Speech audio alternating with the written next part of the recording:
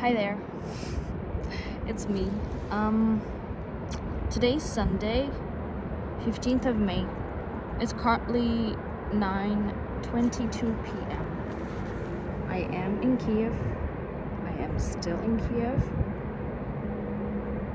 And it's the capital of Ukraine. And it's still a war here. I have decided to record this video to tell you about 10 things that I have learned living in Kiev during the war. I have been living here for almost 3 months, and believe me or not, I learned a lot. Not only about myself, but about life in general and about people. And these are the insights that I would like to share with you, especially considering the fact that I came here when I was kind of 24, and now I'm officially 25. I don't think that I have become wiser or something like that, but at least I still hope a little bit. So I'm going to look down sometimes because I have notes written in this very, I wouldn't say bougie, but kind of, okay, just a notebook, okay? I have notes prepared here, and I might look down just to check up on my thoughts, but yeah, I'm not planning to edit this video, so just enjoy the roughness of it and enjoy my hand shaking because I don't have any stand for the camera, so we'll just go just like that. First, you have only yourself. And I think I'm not going to count them. Should I count them? I don't know. Maybe I will just put numbers on the screen or do a time frames, whatever. Okay, let's go. You have only yourself. Generally speaking, I've met a lot of good people here. Some of them even helped me out. However,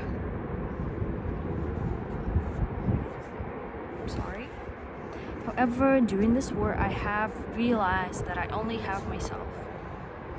I do have friends, I do have family, I do have people here who are, technically speaking, are surrounding me, but at the end of the day, I am alone. I am waking up by myself. I am taking care of myself. I am the one who is responsible for my health, for my mental state, for what I eat, for where I go, for what I wear, for what choices I make. And I can't really transfer that responsibility to someone else. And especially during the war, every decision counts. Every decision is drastically important and can drastically change your life. I wanted to say extremely important, and it can drastically change your life. So you only have yourself.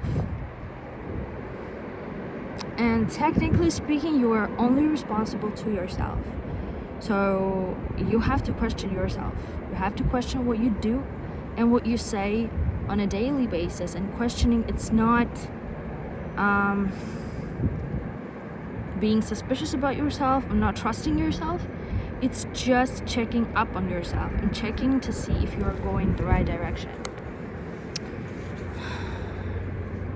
You help only because you want to, and not because you expect someone else to help you back. I have heard this cliche phrase saying, you get what you give. I love this phrase. I have been using it in my life because I think that's actually true. You get what you give. But it's quite generally speaking. And if you are a person like me who always have expectations from someone else, always, this is the thing that hurts me most, and this is the thing I cannot give up on, having expectations. And when you're helping someone, especially during the war, you constantly expect actually them to help you back, or them to show some I would say empathy. And when you don't get that empathy exactly from the people you gave it to, you don't get the help exactly from the people you gave it to, you don't get the attention, and etc. Especially during the war, when all the senses are extremely tricky and are extremely intensified, you get really disappointed. But the formula for you get what you give is actually to give someone and expect to receive it from someone else and not exactly the person you are giving to. That's gonna be a perfect world where you where you receive from the people you gave something to. But unfortunately, we live in a real world, okay? So just so you don't hurt yourself. To be honest, you only have today, and more precisely, only this exact moment you live in right now. So I would say get up your couch and do whatever the fuck that you always wanted to do. That's also a cliche, but when you're living in a city that is in a war state, in a country that is in a war state, and technically you can't really plan for tomorrow, for next week, for even the dinner, you just start asking questions to yourself. What exactly would I like to do? What was on my mind that I always wanted to do and that I have a chance to do it now, but I am scared, or I just make up excuses for like not letting myself do it actually, and just get up and get to it. Because what I've realized talking to people, helping out, volunteering, sharing my thoughts with others, finding new, I wouldn't say friends, just finding new people, new connections, and living during the war. I have come to a realization that life is actually so much shorter than we all expect it to be. So the cliche "don't waste your time" it's not actually about Netflix and chill or hot bathtub when you just feel stressed. It's actually about not giving away your time for something that you don't really like, for something that makes you feel extremely uncomfortable, and you know it. And by saying something, I mean not only a thing, a physical thing or an item, but it can also be a person, a company, a place, a path, a choice, anything you spent your precious time on.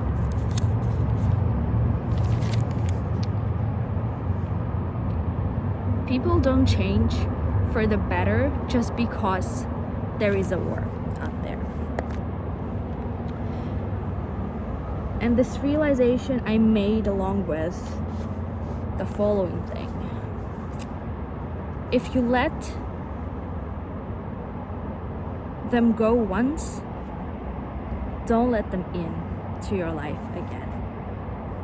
Just because they showed genuine interest in what's going on in your life, especially in extremely difficult and rather unique situations like war. Because sympathy and empathy are two drastically different things. It's when I'm saying it's war outside, I really can't come back home, And you reply, well, at least you are alive, sitting there, watching YouTube on your phone screen. It's a sympathy. You tell me, well, I know it's hard for you, but at least you have this, this, and this. Rather than saying empathetically, that's so bad. I wish I could understand you better, but I'm not in the situation you are in right now. Is there anything I can help you out with for you to feel better? Or maybe I can even help you get out of here. If there's anything I can do for you, just let me know.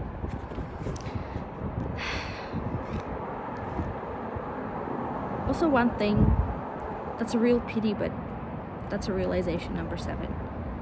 Being grateful is the hardest skill to be trained. Because when the war has started, I have realized that we're so ungrateful and so dissatisfied all the fucking time. Even when good things happen, we just take every fucking thing for granted. Just think about some of the really positive events in your life and your reaction about it. You probably just didn't even notice that there was something positive in it, ever. And this just pisses me off, really.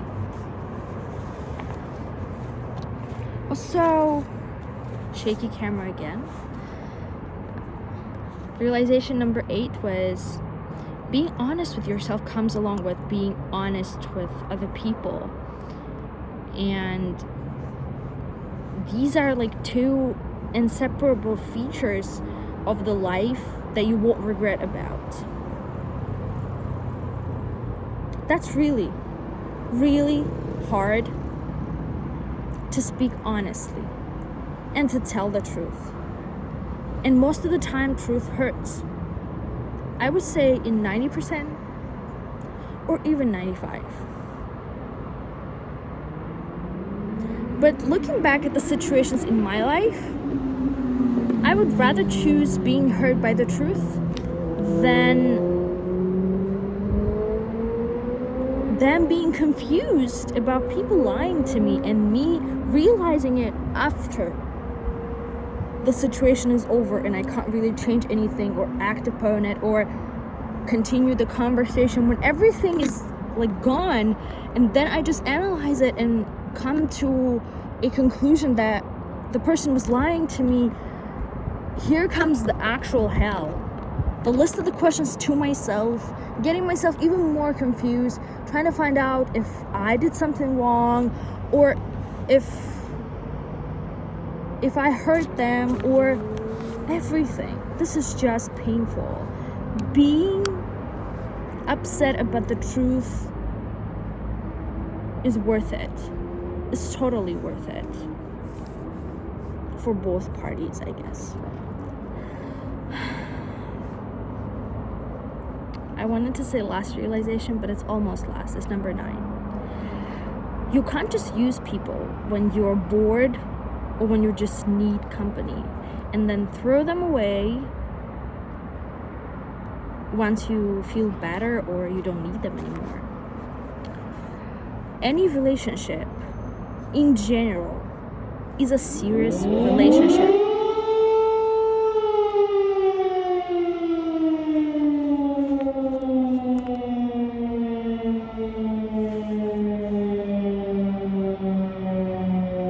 I think I gotta go home. I will record the last one when I'm inside.